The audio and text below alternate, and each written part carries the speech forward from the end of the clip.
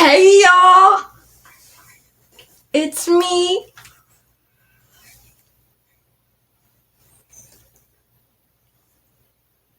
Tatiana, and I'm back with another video. Judy Moody. You already know what time it is. Yeah. Get you a blanket, a snack, sit back, relax. No, ma'am! No, ma'am! Last chapter, we ended on was what's that thing called? Pumas, pimples, and pigtails, pumas, and pimple bags. Pimple bags. Beetle emergency.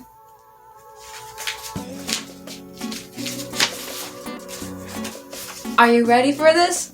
I'm ready for it. Are you? I don't think you're ready. Okay. Get ready. Here's what you want to do.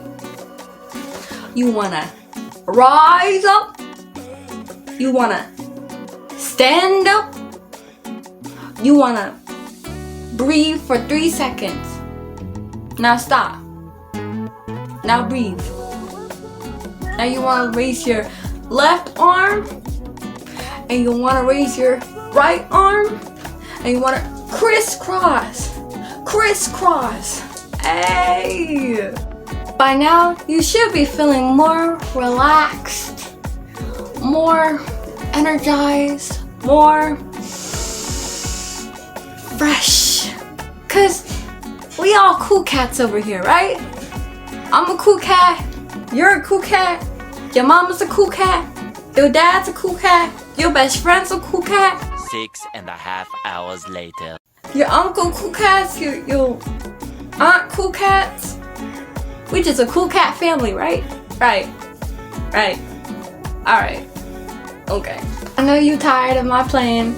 I know you're tired. And we just started the video. Just a few more minutes. Okay. Without further ado. The very next morning, Judy started her own search for a real-life Northeast beach tiger beetle. Before school, she grabbed a peanut butter jar from the recycling bin and ran out into the backyard. She tapped on the tree bark, she crawled through itchy grass, she peered down into dirt. "Here, beetle, called Judy. "Don't be in danger." She did not find one single beetle. All she found was an acorn hat, a slug, and the not recyclable candy wrapper. "Judy," called her dad, "what are you doing out there in your pajamas?" "Looking for a Northeast beach tiger beetle," said Judy. "They're endangered. Mr. Todd says saving endangered species begins in your own backyard," said Judy. "Not before breakfast in your pajamas," said Dad. "All the beetles are still asleep."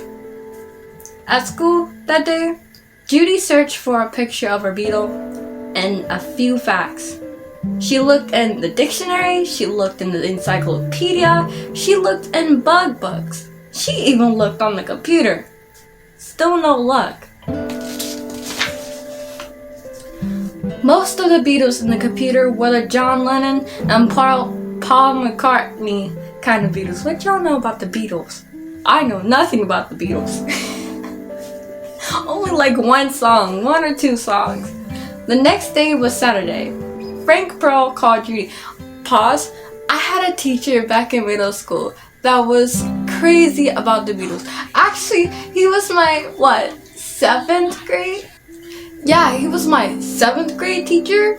He was fun. He was cool. But he loved the Beatles and he loved the Steelers. Sports fan, yeah. Yeah, okay. Back. I'm sorry, kids. Or folks, or grown folks. Older folks. Where was I? The next day was Saturday. Frank Pearl called Judy. Can I come over? Not unless you bring a Northeast Speech tiger beetle with you. Okay, said Frank. You found one? Judy asked. For real? Not a live one, but I have found a picture of one. Do you have any stamps at your house? Asked Frank. What stamps got to do with anything? Just go see if you have any stamps. Stamps with bugs. Judy put down the phone and ran to find some stamps in her parents' desk. Just boring old flags, she told Frank. Well, I have a gazillions of stamps, and how come you have so many stamps? I collect them. I was pasting some in my album when I saw your beetle on one of the stamps. Bring it over right now. Bring it over right away, said Judy.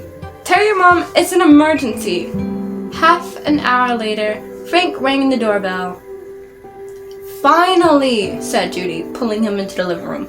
So sorry, that voice.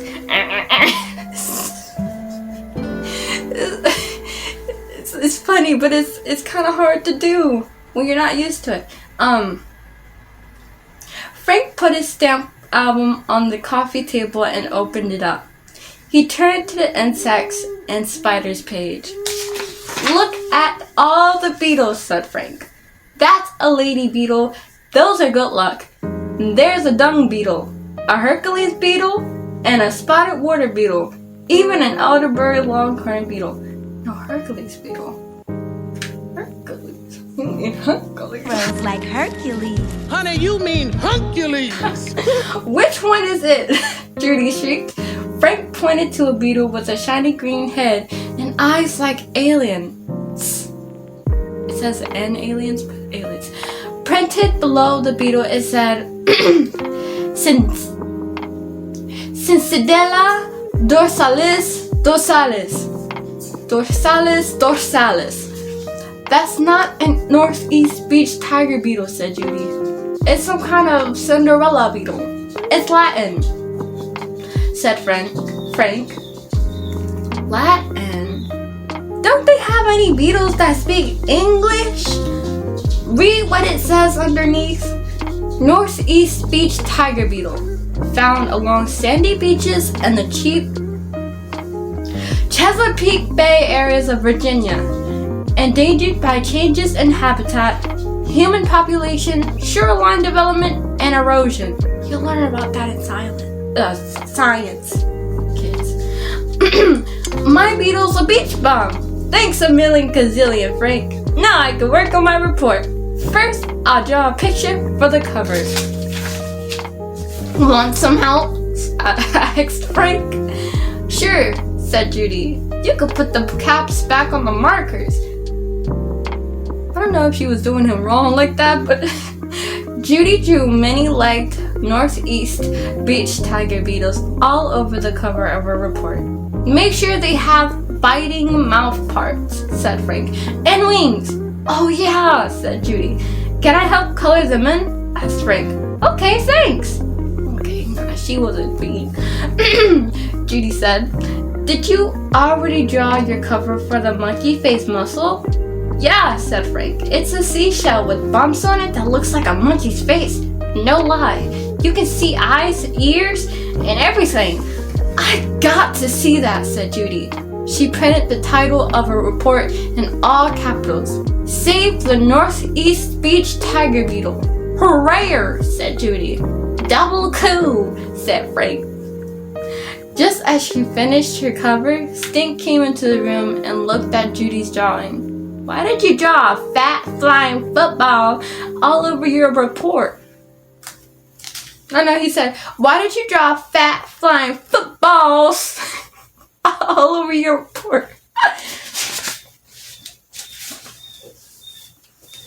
And that's the end of that. Thank you for tuning in for this episode, this chapter of Judy and Moody. And I'll see y'all back in a little bit. Okay, I'm sorry.